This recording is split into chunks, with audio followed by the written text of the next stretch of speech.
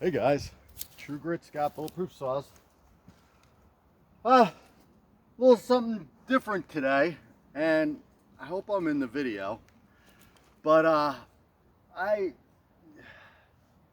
get asked for 200 T-builds an awful lot, and you know I said this. I made a post on this actually, and I didn't want to do these builds at first because they're tiny little suckers. They're small. Do you know what I mean? This is the size of my hand. And getting in and working on something so small can cause me some frustration.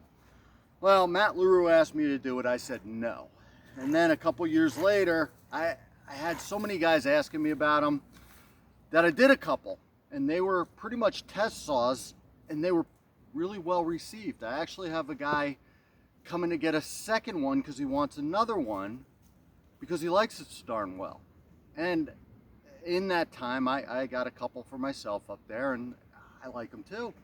I could throw them on the lawn tractor in between my feet real easily, and you know, prune up some trees, bushes, shrubs, whatever on the property. They got quite a bit of snap for such a little saw. They got power. I mean, it's not a big saw. It's not a 40. It's not even a 36. I mean, it's a 35cc small saw, so they're small. They're 8 pounds. They weigh pretty much nothing. The builds actually, I love them and I hate them. They actually laid them out pretty well for a tiny saw, but there's a few things that make me crazy on these builds, and you know, I hadn't done one in a while, and it would have probably been better if I went back and really checked my notes, because there was a few things I should have did on the front end that I wound up having to go back, take things apart and redo because I didn't do goofy things, you know, just other things. This guy's got a bunch of OEM parts in it. The first ones I built didn't, and they're lasting. I see a bit of a difference with the OEM parts. I have to really talk to each customer on an individual basis whether it's worth the investment for OEM parts. A carb's $100. That's my cost. That's not me making a dime on it, and I probably should make a dime on it at least.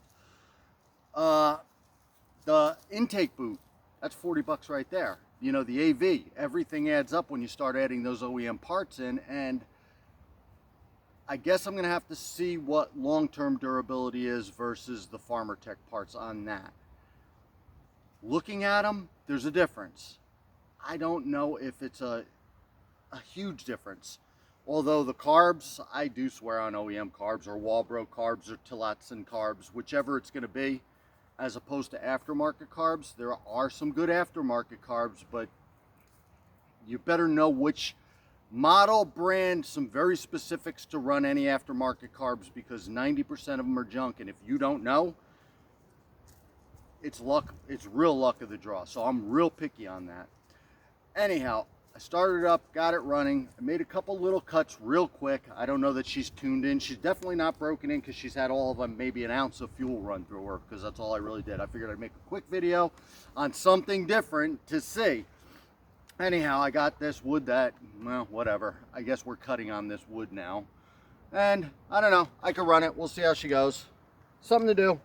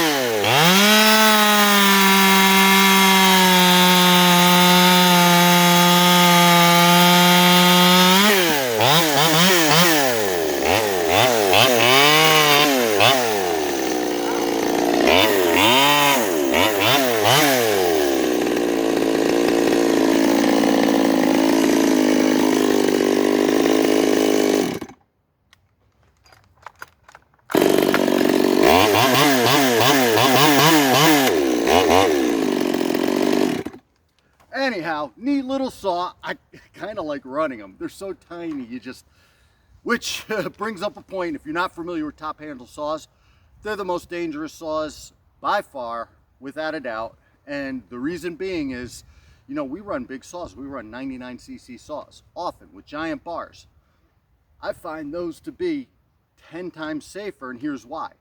You get cocky with these, and you're wielding your one-armed saw, and you forget where this arm is. And I've seen a million people done it. I made the mistake once, and I never made it again. Hey, sweetie, neighbor dog came up to visit.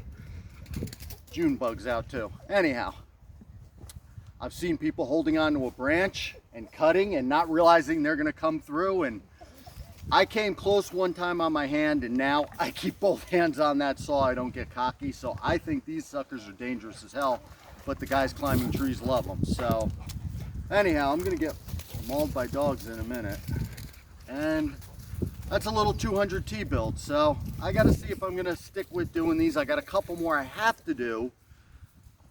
I like them. I don't know. It's gonna be up to you guys if I keep building them.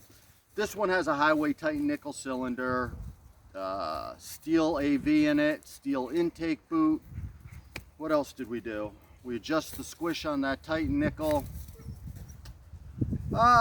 Probably could have went more, but this is like another test saw for me, to be honest with you. I don't have that many of these out in the field, so I'm not going totally nuts on them yet. I think that there's some more power to be had in them. Granted, you just saw the saw run. It's not broken in yet. It's okay. It's not a 66 or a 44 or a 46, but for a little saw, I like them real well. I don't know what else to say about them. 200Ts, pretty neat. You see, I don't even have the cover over the carb screws yet. And the best part is I left it's an OEM steel carb, and I left the, what do they call them? Limiter cap on it. So, and I know the fella that this saw is going to loves to turn them up, and I think that's going to frustrate the shit out of him. Maybe I better take it off before he gets the saw, that way he's not mad at me. But that might be a neat way to keep him from turning these saws up so much. Anyhow, True Grit Scott, Bulletproof Saws. Thanks for watching. Be safe.